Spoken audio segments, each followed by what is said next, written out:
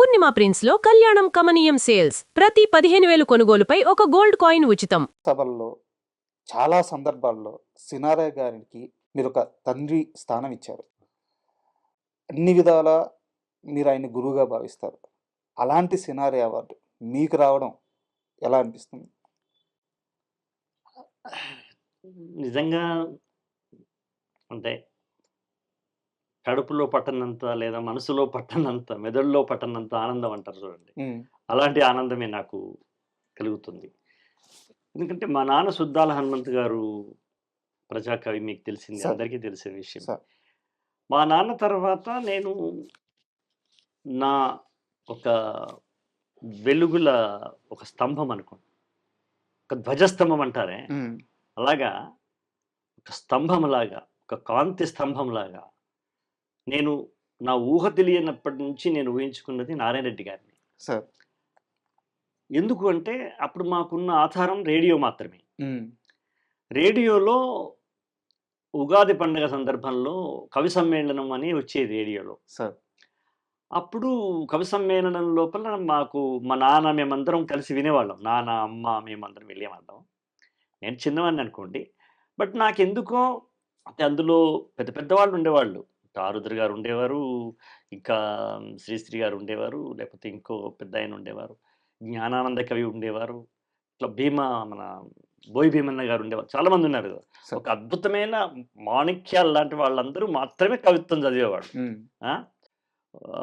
అది ఎందుకు అంటే మరి మా నాన్నకు కూడా నారాయణ రెడ్డి గారు అంటే ఒక ప్రత్యేకమైన గౌరవం ఉండేది.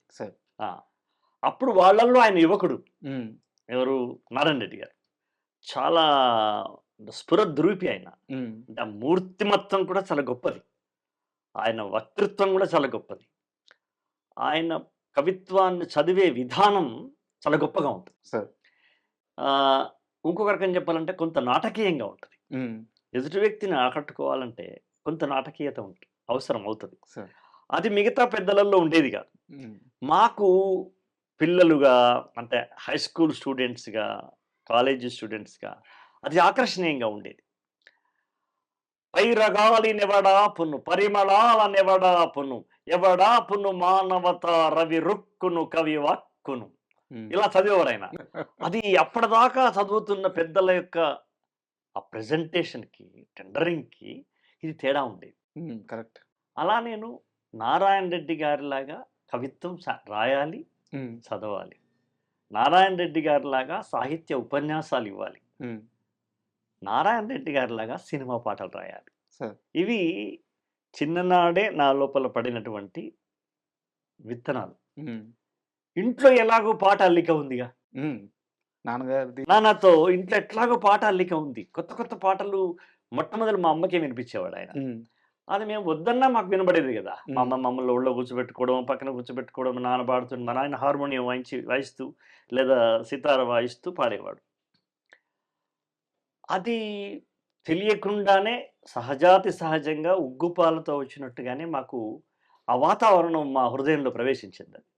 దానికి తోడు ఈ రేడియో వల్ల, ఈ సినిమా పాటల వల్ల, రేడియో ద్వారా సినిమా పాటలు వింటాం కదా. అవునవును. అప్పుడు నారాయణ రెడ్డి గారు రచన, గానం ఘంటసాల అనగానే ఇదేదో కొత్తగా ఉంటుంది అనిపించింది నాకు అప్పుడు. ఈ నల్లని రాలలో ఇలాంటి పాటలు, అలాగే యుగల గీతాలు కూడా చాలా ఆయన ఎక్స్ప్రెషన్ నాకు నచ్చేది. మనసు నాని ఆ గుంభనంగా ఉండే ఆ విధానం నాకు బాగా నచ్చేది. ఆయన నేను తొలి నాళ్లలోనే నా రోల్ మోడల్గా అనుకున్నా. అలా పెరుగుతూ పెరుగుతూ ఆయనతో సాన్నిధ్యము దొరికింది, ఆయనతో సభ పంచుకోవడము దొరికింది, ఆయన నన్ను మెచ్చుకోవడము, నా పుస్తకాలకు ముందు పాటలు రాయడం, ఇవన్నీ నేను కన్న కళ్ళన్నీ ఒక్కొక్కటి నిజమవుతూ వచ్చినాయి. ఆ కళల్లో ఒక భాగమే సినిమాలో పాటలు కూడా. అదే ఆయన సినిమాలో రావాలి, ఆయన రాసిన దాంట్లో రావాలి అనుకున్నాను. అది ఒసే రామలంలో ఆయన మొదటి పేరు ఉంటుంది, రెండో పేరు నాది. ఇలా ఆయన నన్ను తనకు తెలియకుండానే నన్ను నడిపించిన వ్యక్తి ఆయన.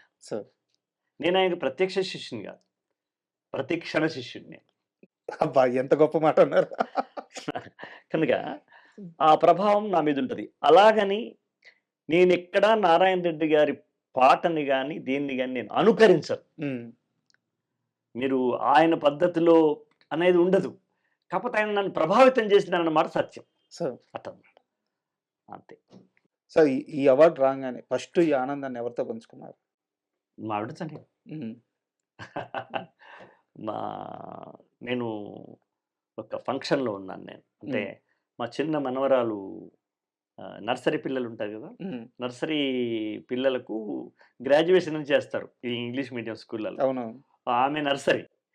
నన్ను ఆహ్వానించింది. "తాత నువ్వు రా" అని. అంటే వాళ్ళ టీచర్‌ని తీసుకొచ్చి నాకు ఇన్విటేషన్ ఇచ్చింది. హ్మ్. మా గ్రాడ్యుయేషన్ పట్టా ఇప్పటికి నువ్వు రావాలని. నేను, మా మిసెస్ ఆ కార్యక్రమంలో ఉన్నాం.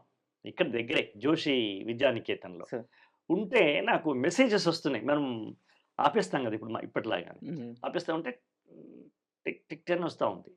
నేను అక్కడ మాట్లాడే దాంట్లో పిల్లలకు ప్రైజ్‌లు ఇవ్వడంలో కాన్సంట్రేట్ అయి ఉన్నా.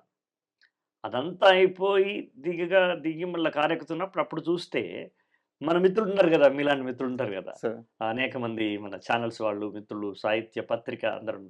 "అన్న నీకు నారాయణ రెడ్డి గారు తొలి అవార్డ్ వచ్చింది. తొలి అవార్డ్ నీకు ప్రకటించింది గవర్నమెంట్" అనే విషయం. అప్పుడు ఓపెన్ చేసి చూస్తే భరద్వాజ గారు, తమ్మాడు భరద్వాజ గారు వినిపిస్తున్నారు. హ్మ్. ఇట్లా ఒక్కొక్కరికి ఇది అని. నేను ఫస్ట్ నేను అనుకుందంటే నాకు గద్దర్ అవార్డు నేను ఈ మధ్యన గొప్ప పాటలేం రాయలేదే హ్మ్. అనుకున్నా. హ్మ్. ఫస్ట్ అనుకున్నది. సో, కన్నప్ప రాశాను మంచి పాట. మంచి పాటలు రాసాం. గొప్ప పాటలు ఏం రాసాము? ఎలా వచ్చింది? అనుకున్నా. తీరా చూస్తే అది సంవత్సరం వచ్చిన పాట కాదు. మొత్తం నా కెరియర్ మీద ఇచ్చినటువంటి అవార్డులలో సో, పెద్దవాళ్ళందరికీ ఇచ్చినారు. అందులో నిజంగా చెప్పాలంటే అంత పెద్దవాళ్ళు చిరంజీవి గారు లాంటి మహానుభావులతో పోల్చుకుంటే మనం చిన్నవాళ్ళమే కదయ్యా! సో, కదా! ఆ వరుసలో నా పేరు ఉండడం అనేది అందరికన్నా చిన్నవాడిని నేనే ఇప్పుడు ఆళ్ళ దాంట్లో. ఒక సంగీతం శ్రీనివాసరావు గారు, సో, నారాయణమూర్తి గారు, జయసుధ గారు, మరి చిరంజీవి గారు, కమల్ హాసన్ అవును. గారు. అవును. ఆ దాంట్లో మనము రావడం అనేది బహు ఆనందం అనమాట. సో, మహదానందం అంటారు కదా! మీకు బాగా నచ్చిన, బాగా ఇష్టమైన సి. నారాయణ రెడ్డి గారి ఒక్క పాట పాడమంటే ఏ పాట పాడతారు సార్? నన్ను ప్రభావితం చేసిన పాట, నన్ను ఆలోచింపజేసిన పాట 'అమరశిల్పి జక్కన్న'లో 'ఈ నల్లని రాళ్ళలో ఏ కన్నులు తాగాను.' హ్మ్. మేము స్కూలుకి నడిచి వెళుతా ఉంటే రాళ్ళ గుట్టలుండేవి మాకు. అవి వాటితో మేము దెబ్బ తాకిచ్చుకుంటే ఎర్రని రక్తం వచ్చేది మాకు. హ్మ్. జారి పడితేనో దాని మీదకెళ్ళి రచ్చబండలాగా ఆడేవాళ్ళం. జారుడు బండ ఆడతాం కదా! ఇంత కఠినంగా ఉండి ఈ రాళ్ళల్లో కళ్ళున్నాయంటాడు ఏంటి ఈ పెద్ద మనిషి అసలు ఈయనకి ఏం కవిత్వం ఇది అని ఆయన మీద రివర్స్‌గా ఆలోచించడంతో మొదలైంది ఆయన గురించి ప్రయాణం. హ్మ్. మాకేమింక ఇప్పుడు ఈ నల్లని రాళ్ళలో ఏ కన్నులు దాగాను అనేది ఒక పెద్ద శిల్పం మీద రాసినాడని మా ఆరో తరగతి పిల్లలకేం తెలుసు? హ్మ్. అలా అనుకుంటూ వినడం మొదలుపెట్టి మా నాన్న దగ్గరికెళ్ళి అడిగాం. హ్మ్. అప్పుడు నాన్న చాలా వివరించినాడాయన. ఈ నల్లని రాళ్ళలో ఏ కన్నులు దాగాను అనేది ఒక శిలను శిల్పంగా చేస్తున్నప్పుడు కళ్ళు నల్లగా ఉంటాయి కదయ్యా! హ్మ్. అందులో రాళ్ళల్లో కళ్ళని చూస్తున్నాడాయన. అది గొప్ప భావ వ్యక్తీకరణరా అని అప్పుడు మాకు అది కూడా పెద్దగా అర్థమైనట్టు లేదు. మొత్తానికి ఆ పాట నన్ను పట్టుకున్నదది. సో, అంటే యాక్చువల్‌గా నేను ఇంటర్వ్యూ మధ్యలో గాని, లాస్ట్‌లో గాని అడగదాం అనుకున్నాను. కానీ ముందే ప్రస్తావనొచ్చింది. ఈ అవార్డ్ రాంగానే ఎవరితో పంచుకున్నానంటే మీ అర్ధాంగి పేరు చెప్పారు. పక్కనే ఉన్నారు. హ్మ్. హ్మ్. అయితే నాకు ఒక చిన్న ఇన్ఫర్మేషన్ తెలుసు సార్. సినిమాలో అవకాశాల కోసం ప్రయత్నిస్తున్న కాలంలో ఒక రాత్రి అంతా నిద్ర లేకుండా ఒక్క అవకాశం కోసం అదొక రకమైన అవమానమే. అంతే. హ్మ్. అది అవమానింపబడుతున్నారు అని మీకు గూడా తెలుసు. ఆ రాత్రంతా నరకం అనుభవించి ఇంటికొచ్చి ఆమె భుజం పైన తలబెట్టి బో ఏడ్చి బోరున ఏడ్చి ఏడ్చి ఆ! సత్యం బాబు. ఆ! సత్యం రాజా. ఆ! ఈ మొత్తం ప్రయాణంలో ఆమె సహకారం, ఆమె తోడ్పాటు, ఆమె ప్రేమ అనంతం. దానికి దాన్ని మనం ఒక పరిధిలో చేర్చి చెప్పలేనంత. సార్. తన తోడ్పాటు లేకపోతే మనకు పాట లేదు. హ్మ్. ఒక్క మాట ఎందుకు అనవసరమా? అవసరమా? గవర్నమెంట్ జాబ్ వదిలేయడం అవసరమా?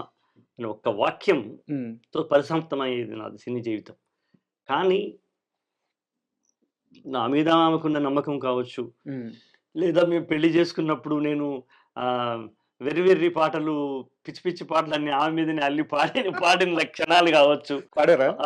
ఉంటాయి గదా! ఇప్పుడు ఎవరు ఆర్టిస్టు భార్య ఇష్టమైతే ఆమె బొమ్మ గీసి చూపిస్తాడు. హ్మ్. మేము ఆమె ఏదో కూనిరాగం తీసి చూపిస్తాం. అంతే గదా! హ్మ్. అలా ఒక నమ్మకం ఏర్పడతది గదా! ఇతను ఇలా చేయగలడు అని. ఉమ్, నేను ఎప్పుడో మేము చిన్న డబ్బు రూమ్లో ఉండేవాళ్ళం రాజా. అంటే 3 వైపులా రేకులు ఉండేవి. సార్ ఒక పైన రేకు ఉండేది. ఒక సిమెంట్ గోడకు ఇటువైపు, ఇటువైపు, ఇటువైపు రేకులు, పైన రేకు ఉండేది. అందులో మేము కాపురం చేసాం. మా మొదటి కాపురం అది. బా అది నేను పెద్ద అజానుబాహు అమితాబ్ బచ్చన్ కాదు కదా! నాకు కూడా కాళ్ళకు తాకే అంత దగ్గరే ఉండేది రేకు, డోరు. ఉమ్, ఇంత పొట్టిగా ఉన్నా కూడా అది మా కాళ్ళకు తాకేది. అందులో మేము ఉన్నాం అనమాట. కాళ్ళు ముడుచుకొని పడుకోవాలి. ముడుచుకోవాల్సిన పరిస్థితి. ఉమ్, అప్పుడు నేను విశాల్ ఆంధ్రలో పనిచేస్తున్నాను. అప్పుడు బహుశా నాకు నాకు రూ. 175 సంథింగ్ జీతం నాకు. ఆ రోజులలో కూడా మేము చాలా ఆనందంగానే ఉంటూ నేను నడియడారిలో జాబిలి దిగి వచ్చింది అని నేను తన మీద పాట ఆ, ఇలా తమాషాగా ఉంటది కదా. ఇప్పుడు ఆమె కూడా పల్లెటూరు నుంచి వచ్చిన అమ్మాయి, ఉమ్, నేను అంతో ఇంతో పట్టణంలో చదువుకున్న అబ్బాయిని. సో నా ఎక్స్ప్రెషన్స్ అన్నీ పాట రూపంలో ఉండేవి కనుక ఆమెకు మరి ఏదో ఒక నమ్మకం అయితే ఉంది. ఇతను వాళ్ళ నాన్న కూడా పాటలు రాస్తాడు, ఇతను కూడా వెళ్తా అంటున్నాడు, బహుశా బాగా చేయగలడేమో. అంత పూర్వమే నేను మెట్టుపెల్లిలో, అంటే ఇదేమో ఒక జీవితం, బిగినింగ్ జీవితం. నేను గవర్నమెంట్ టీచర్గా ఉన్నప్పుడు కొంచెం బాగానే ఉంటాం కదా అవును ఆ రోజులలో. అవును ఆ పల్లెటూరులో టీచర్ని, మాకేం తక్కువ. అప్పుడు మేము అప్పటికే నాకు ఆ కరీంనగర్ జిల్లాలో నాకు ఒక కలెక్టర్ సమావేశమైన, ఒక ఎమ్మెల్యే గారు వచ్చిన నన్ను పిలవడము, ఉమ్, నాతోని ఉపన్యాసం చేయించడము, ఒక పాట చేయించడం, ఇవన్నీ తను చూస్తుంది కదా. ఓకే అక్కడ ఉన్న పెద్దలు, సాహిత్య పెద్దలు ఉండేవాళ్ళు. అంద వెంకటరాజన్ గారని, ఆయన అవధాని, అలాగే శ్రీగారి శంకర కవి గారని ఒక పెద్ద కవి. వీళ్ళందరూ కూడా నా పాట విషయంలో, నా మాటల విషయంలో వాళ్ళు మెచ్చుకునేవాళ్ళు. ఉమ్, ఇదంతా చూస్తుంది కాబట్టి ఏమో ఇతను కూడా తప్పేముంది, వెళ్తే నిలబడతాడు కావచ్చు అనే నమ్మకం ఉమ్. నన్ను నడిపించింది, ఆమె సపోర్ట్. సరే అది